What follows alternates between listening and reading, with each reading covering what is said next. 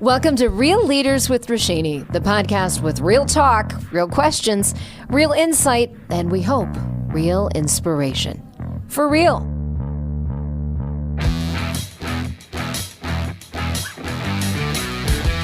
Today, my guest is Phil Terrill.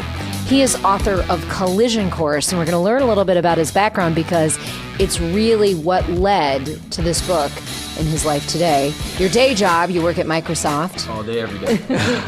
Give us that 411 on what happened to you on that fateful day post-graduation from college. Okay. So it was December 21st. It's kind of wintry out, just like it is here. A few years ago. This was in 2014. And had a good time pre-gaming and celebrating with my friends. And we were kind of getting ready to hit the town. And next thing we knew, we were already starting to what we call pour into our libations. And we went out and started bar hopping. And one bar led to another bar, which led to us getting behind the wheel, which led to collision, my drunk driving accident, and the path I've been on since then to sort of get to my breakthrough. Tell us in that moment, if you can go back to that date, what you saw, what you remember, because it was not pretty. No. It's funny because I just had a conversation about it, and I have pretty vivid recall of that accident. And I actually remember us pulling up to the stoplight, which we were getting ready to make a left turn, or the next light would have been a left turn to go to my friend's house. And I don't know if it was just a guy moment or if it was we were intoxicated. But we were like, hey, let's kind of race to the next light, right? And so we accelerated to the next light. I remember the light turned green. It was already it changed while we were getting there, getting ready to make a left turn. My friend made the left turn, and I kept going. I jumped a median, going to the other median on the right side of the road. I skipped that median, hit a tree, and then there's this ricochet that it seemed like, where I bounced off the tree and I'm just sitting in traffic, and cars crushed. And after that, I remember all my friends were fine in the car. Another guy was sitting in the front seat next to me. Another guy was in the back seat laying down. I remember the airbags deploying and feeling like I just got punched in the face. And then I remember sitting there in the middle of the road and trying to figure out how to get the car to start. And if you've seen the inside of the book, that car wasn't moving, and it was crushed from the front all the way to about the middle of the car. So this was a new car your parents had just gotten you for graduation, a nice Lexus, and this happens, changes your life. Yeah. You eventually went on to a productive job, but you spent some time in jail. What was the initial moment that you just said, wow, this was a wake-up call? So the initial moment actually was when I was in jail, going through that process, and actually had to call my mother to tell her where I was at. While I wasn't home, it was already 3 in the morning, and she was, I was staying with them at the time, and that was the first thing where I was like, I really have to call my mom, which is wake up call in multiple ways, wake up call for me. But I literally had to wake her up and tell her what had happened. Now that I was sobering up, I'm sitting in the DeKalb County Jail and had to have that conversation, and hopefully somebody will come get me. Well, that was a conversation, so. Yeah. All right, let's jump ahead. You eventually then decided to write this book, Collision Course, 4 F's to transform life's challenges into powerful breakthroughs. And that's part of what Real Leaders with Roshini is about, inspiring people to make those breakthroughs. And important to note that you don't have to be a success from the beginning. You don't even have to be that smart from the beginning. You can be coming out of jail and eventually be someone who inspires breakthroughs. So let's start with these 4 F's. I've marked them in my book.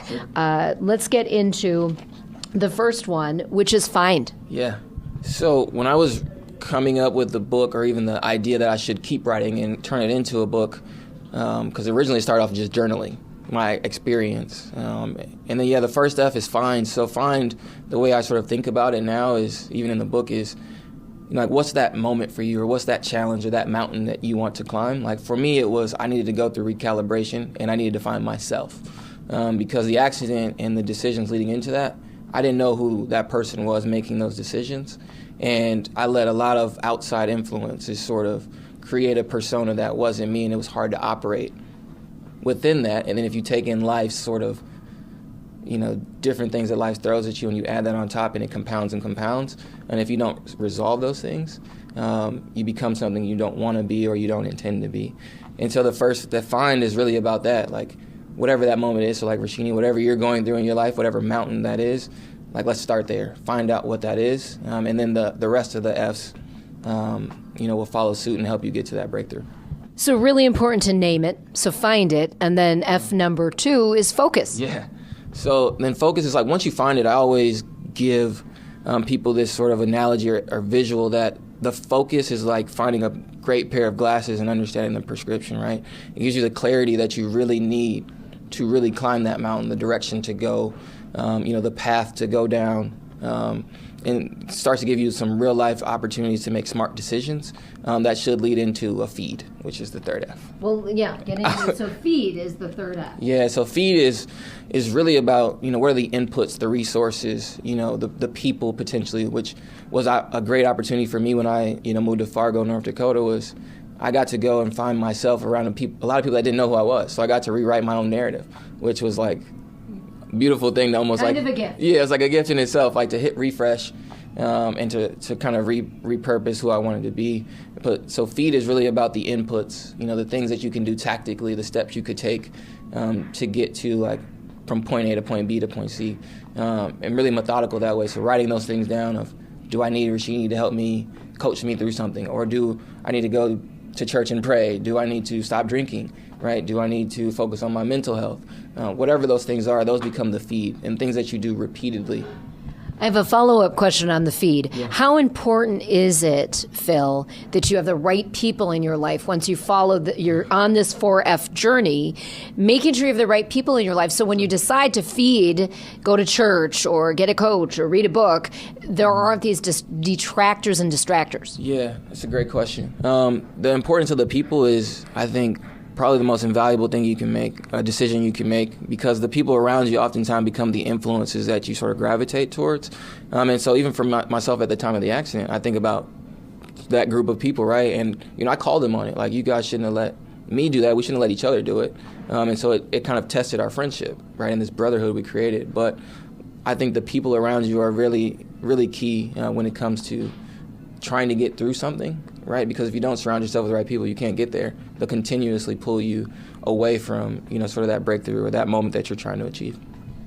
All right. Phil's book is Collision Course, 4 F's to Transform Life's Challenges into Powerful Breakthroughs. And the final F, facts. Yeah, my favorite one. Facts are really the celebration part, right? Is a lot of times I'll use the climbing the mountain because it's the right symbol, right? To when you're climbing a mountain, it's like the journey up, to the summit is really tiring. It's exhausting. You never know what's going to happen. There's some things you can't anticipate.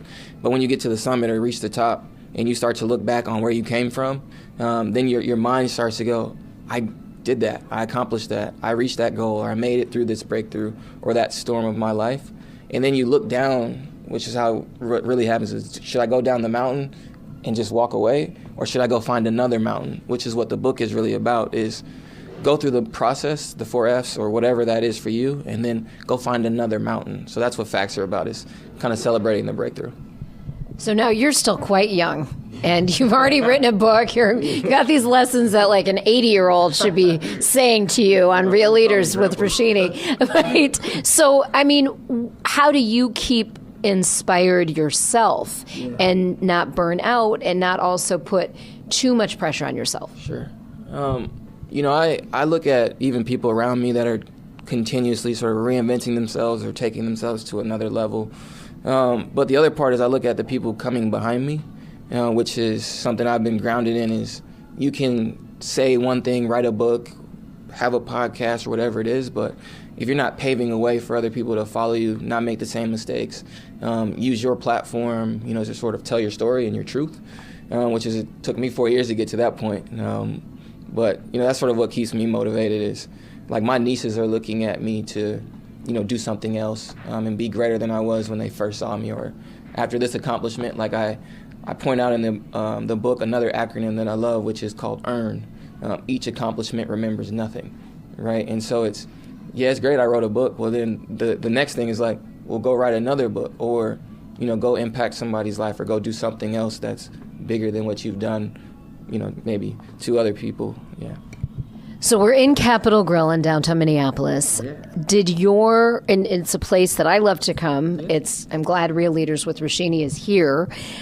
People celebrate together over food, over drinks. Did your past experience make you stop drinking alcohol?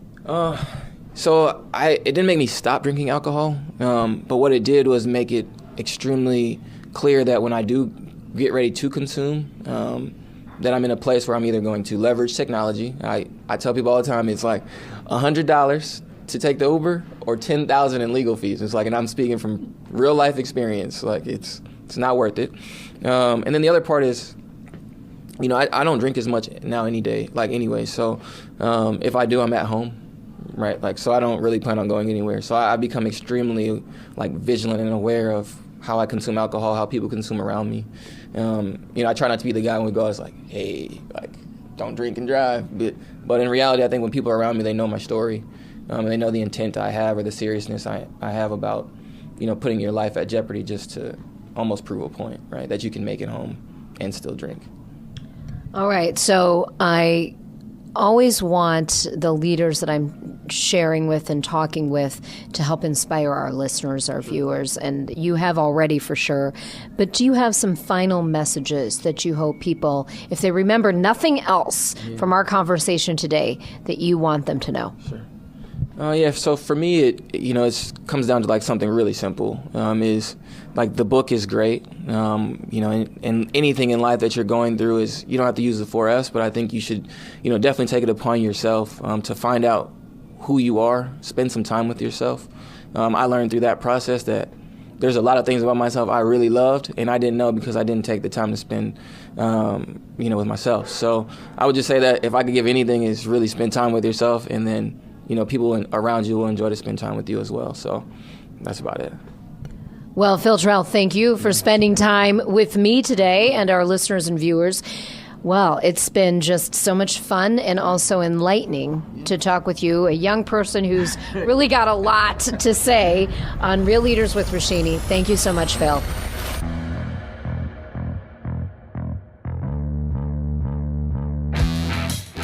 Until next time, keep it real.